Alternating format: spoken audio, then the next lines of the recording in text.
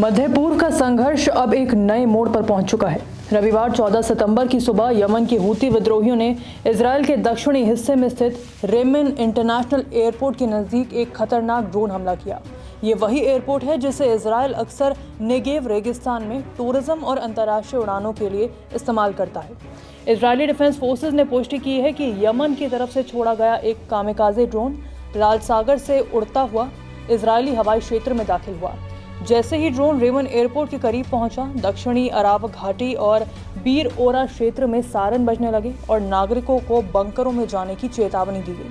हालांकि आयरन डोम ने ड्रोन को हवा में ही रोककर नष्ट कर दिया, लेकिन इसके मलबे के जमीन पर गिरने से लोगों में डर और अफरा तफरी का माहौल बन गया। इसी बीच हूती विद्रोहियों के प्रवक्ता याह्या सारी ने इजरायल को चेतावनी दी। उन्होंने कहा, ड्रोन सीधे एयरपोर्ट पर सटीकता से गिरा। अब इजरायल के हवाई अड्डे और बंदरगाह सुरक्षित नहीं रहे। बता दें कि रेमन एयरपोर्ट पर हमला कोई पहली घटना नहीं है। ठीक है, एक हफ्ता पहले 7 सितंबर को हूतियों ने इसी एयरपोर्ट को 4 ड्रोन से निशाना बनाया था। उस समय इजरायली वायु रक्षा प्रणाली 3 ड्रोन गिराने में कामयाब रही, लेकिन चौथा ड्रोन सीधे टर्मिनल बिल्डिंग तक पहुंच गया। उस दिन ना तो सायरन बजे और ना ही इंटरसेप्टर मिसाइलें दागी गई। हालात इतने खराब हो गए थे कि इजरायल को मजबूरन अपना एयर स्पेस अस्थायी रूप से बंद करना पड़ा।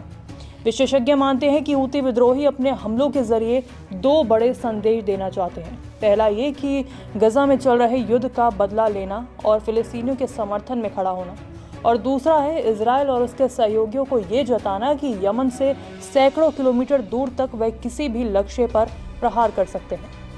यमन से उठते ये ड्रोन और मिसाइलें केवल एक सैन्य चुनौती नहीं बल्कि एक भू राजनीतिक संकट का हिस्सा भी है, क्योंकि हर नया हमला न केवल इजरायल की सुरक्षा प्रणाली को सवाल के घेरे में ला रहा है, बल्कि पूरे मध्य पूर्व को एक बड़े टकराव की ओर धकेल रहा है। ये साफ दिख रहा है कि जब तक गजा में युद्ध चलता रहेगा, हूती विद्रोही अपनी प्रतिरोध की जंग जारी रखेंगे। रेमन एयरपोर्ट का हमला सिर्फ एक चेतावनी है। असली संदेश ये है कि इजरायल के दिल तक पहुंचने की उनकी क्षमता बढ़ती जा रही है और इस क्षेत्र में आने वाले दिनों में तनाव और गहराने वाला है। नमस्कार, मैं हूं मानक गुप्ता।